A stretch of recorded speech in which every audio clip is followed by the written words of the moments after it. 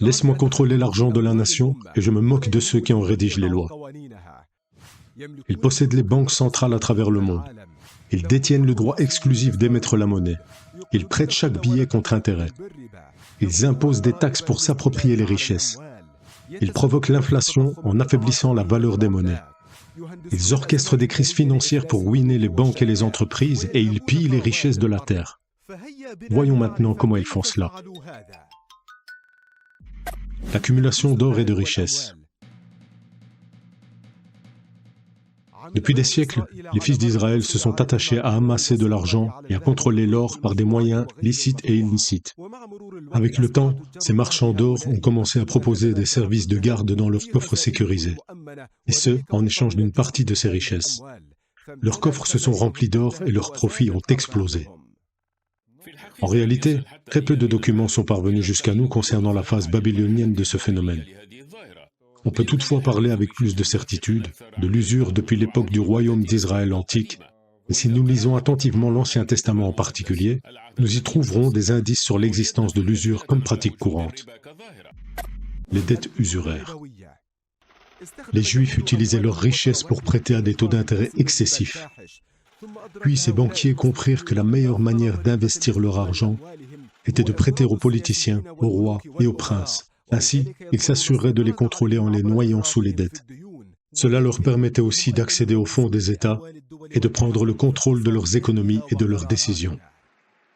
Oui, il est écrit clairement dans le Deutéronome, « Tu ne prêteras pas à ton frère à intérêt, ni de l'argent, ni de la nourriture, ni quoi que ce soit prêté avec intérêt, ou tout ce qui peut être prêté à intérêt.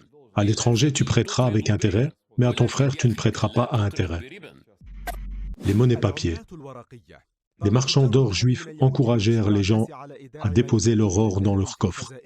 En échange, ils recevaient des reçus papier faciles à transporter et à échanger, plutôt que de transporter de l'or lourd. C'est ainsi qu'a commencé l'usage de la monnaie papier. La naissance du système bancaire. Quand ces usuriers remarquèrent que les gens ne réclamaient généralement pas leur or en même temps, ils imprimèrent des reçus supplémentaires non couverts par de l'or. Puis ils les prêtèrent à intérêt. C'est ainsi qu'ils purent amasser d'immenses fortunes en prêtant bien plus que ce qu'ils détenaient réellement dans leurs coffres. Et ce fut là le début du système bancaire à réserve fractionnaire, qui reste en vigueur dans toutes les banques du monde à ce jour. Chaque banque a le droit de prêter plusieurs fois le montant réel de ses actifs. Toutes les banques sont en faillite. La Banque Santander, Deutsche Bank, la Royal Bank of Scotland, elles sont toutes en faillite. Et pourquoi sont-elles en faillite? Ce n'est pas un acte de Dieu, ce n'est pas un tsunami.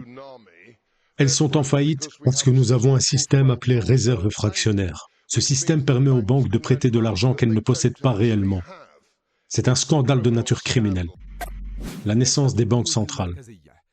L'Angleterre fut le point de départ là où ces usuriers étaient actifs. Ils réussirent effectivement à contrôler son économie pendant de longues périodes, ce qui poussa la reine Élisabeth Ier d'Angleterre à frapper de la monnaie d'État en or et en argent, afin de redonner à l'État le contrôle de la monnaie et des flux financiers. Mais les banquiers organisèrent la révolution anglaise contre la monarchie, placèrent leur agent Cromwell au pouvoir. Il fit exécuter le roi Charles et dissout le Parlement. Les banquiers reprirent alors le contrôle financier. Ils entraînèrent ensuite la Grande-Bretagne dans des guerres qui durèrent plus de 50 ans contre la Hollande et la France. Ces guerres coûtèrent énormément à l'État. Et à la fin du XVIIe siècle, la Grande-Bretagne était au bord de la faillite. Pour sortir le pays de cette impasse, les dirigeants politiques britanniques se tournèrent vers les banquiers qui détenaient l'argent et l'or, afin qu'ils leur fournissent les fonds nécessaires à la réalisation de leurs objectifs politiques. Mais le prix exigé par les banquiers en échange fut la création d'une banque centrale privée détenue par ces banquiers. Une banque ayant légalement le droit d'émettre la monnaie. Elle fut appelée Banque d'Angleterre pour faire croire qu'il s'agissait d'une banque publique. Elle débuta ses activités en 1694. Ce fut la première banque centrale privée de l'histoire moderne. L'ère des impôts. La banque prêta à l'État l'argent dont il avait besoin, à condition que le gouvernement garantisse le remboursement avec intérêt. Ce remboursement se fit par l'imposition directe des citoyens. C'est ainsi que commença l'asservissement des peuples. Les générations furent mises en gage contre les dettes contractées par leur gouvernement, un système désormais appliqué dans le monde entier. L'impression de la monnaie nationale. Après la Banque d'Angleterre, ils créèrent la Banque de France. Leur prochaine bataille fut de contrôler le droit d'émettre le dollar aux États-Unis. Le Congrès et la Banque centrale se disputèrent ce pouvoir à 8 reprises depuis l'indépendance américaine en 1776. 5 présidents américains perdirent la vie dans ce conflit. En 1913, les banquiers obtinrent le droit de créer la Réserve fédérale actuelle, une banque privée ayant le monopole de l'impression du dollar. Elle prête ensuite cet argent à l'État qui s'en retrouve endetté. C'est pourquoi le pays le plus endetté au monde est les États-Unis d'Amérique, ce qui permet à cette élite d'influencer les décisions politiques du pays. Et cela ne change pas selon le parti au pouvoir, car tous restent soumis au contrôle de ces banquiers. Le président John Kennedy défia cette élite en signant le décret présidentiel numéro 11110 afin d'autoriser le ministère des Finances à imprimer le dollar. Et en effet, une quantité de ce qu'on appelait le dollar rouge fut imprimée. Ils réagirent en assassinant Kennedy en plein jour sous les yeux du monde. C'était en 1963. Pour que personne n'ose les défier à nouveau. Son successeur, Lyndon Johnson, annula immédiatement ce décret. Cet assassinat fut une réponse de ceux qui contrôlaient l'impression monétaire. Ils décidèrent d'éliminer Kennedy après qu'il eut signé en 1963 un décret autorisant l'émission de billets sans passer par la Réserve fédérale. Il avait donc réussi à en émettre. Et il était écrit sur ces billets, ils étaient garantis par des réserves d'argent métal. L'essentiel, c'est qu'ils ne créaient ni dette ni intérêt, ce qui représentait bien sûr un défi direct aux banquiers. La dévaluation permanente du pouvoir d'achat du dollar. Elle se fait par l'impression massive de dollars, non adossés à des actifs réels. Ces dollars sont ensuite injectés périodiquement dans le marché via leurs banques. C'est ce qu'on appelle l'inflation, qui entraîne une hausse continue des prix, et donc une perte progressive de la valeur de la monnaie face aux biens et services. La valeur du dollar a considérablement chuté depuis la création de la Réserve fédérale américaine. Aujourd'hui, sa valeur ne représente plus que 4 cents par rapport à ce qu'elle valait à l'époque. Cela revient à voler les efforts et la vie des gens, en dévaluant constamment leur monnaie, la même monnaie qu'ils reçoivent en échange de leur travail. L'ingénierie des crises financières. Les banquiers ont orchestré des crises en manipulant le taux d'intérêt et en inondant le marché d'argent imprimé via des pratiques bancaires corrompues. Cela provoque d'énormes crises financières qui entraînent la faillite de nombreuses entreprises, banques et particuliers. Alors ces banquiers interviennent pour s'emparer des biens à des prix dérisoires, comme cela s'est produit en 2008. La première phase ressemble à un lancer d'hameçon dans l'eau.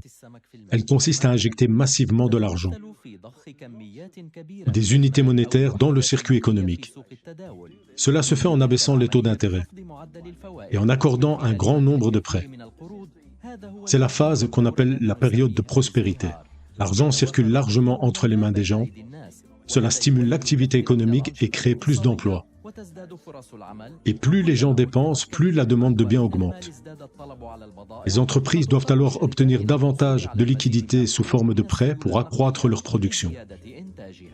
La population acquiert une grande confiance dans son quotidien, puis ils changent soudainement les règles du jeu et tirent l'hameçon hors de l'eau.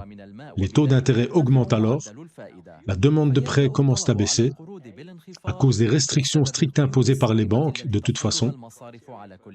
Les revenus des gens diminuent en raison des taux élevés, et la circulation monétaire dans les achats se réduit.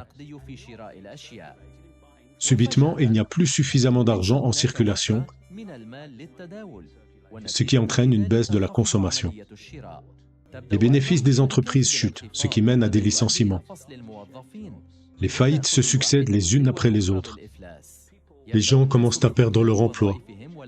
Ils ne peuvent plus rembourser les crédits contractés pour acheter une grande maison durant la phase d'euphorie financière. Alors les banques commencent à tirer sur l'hameçon qu'elles avaient lancé, car lorsque les gens et les entreprises font faillite, les banques s'enrichissent grâce aux biens, terres et ressources hypothéquées que les gens leur avaient cédés en garantie, contre ce qu'ils n'étaient en réalité que des chiffres sur un écran. Et ce qui se passe en réalité, c'est que les vraies richesses du monde sont volées et accumulées dans les coffres de quelques tyrans financiers. C'est ainsi que les Juifs ont amassé de l'or et l'ont échangé contre de la monnaie papier. Ils l'ont ensuite prêté à intérêt. Les dettes se sont accumulées, les impôts écrasants ont été imposés pour les rembourser, et grâce aux banques centrales à propriété privée, ils ont obtenu le monopole de l'émission monétaire. Ils en ont contrôlé la quantité imprimée et la valeur d'achat. Les prix ont augmenté sans cesse. C'était l'inflation. Par les guerres, ils ont imposé des traités internationaux qui ont finalement imposé le dollar comme devise principale mondiale. Pour parachever leur domination, ils ont élaboré des crises financières internationales qui ont ruiné des particuliers, des banques et des petites entreprises. Ils se sont emparés de leurs biens. Avec ces sommes colossales, ils ont pillé les véritables richesses comme les terres, l'or, le pétrole et même les lacs d'eau douce. Ainsi, ils ont volé l'humanité et pris le contrôle du monde.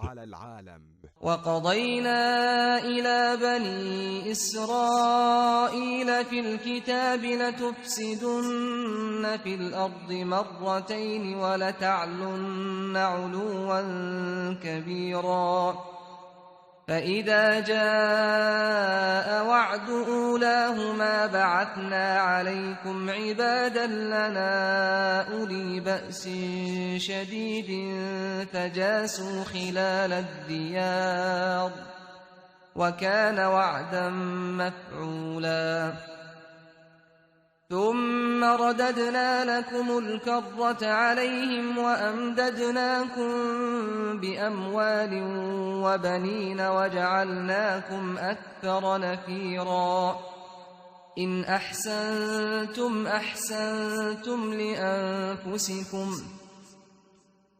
وَإِنْ أَسَأْتُمْ فَلَهَا فَإِذَا جَاءَ وَعْدُ الْآخِرَةِ لِيَسُوءُوا وُجُوهَكُمْ وَلِيَدْخُلُوا الْمَسْجِدَ كَمَا دَخَلُوهُ أَوَّلَ مَرَّةٍ وَلِيُتَبِّرُوا مَا عَلَوْا تَتْبِيرًا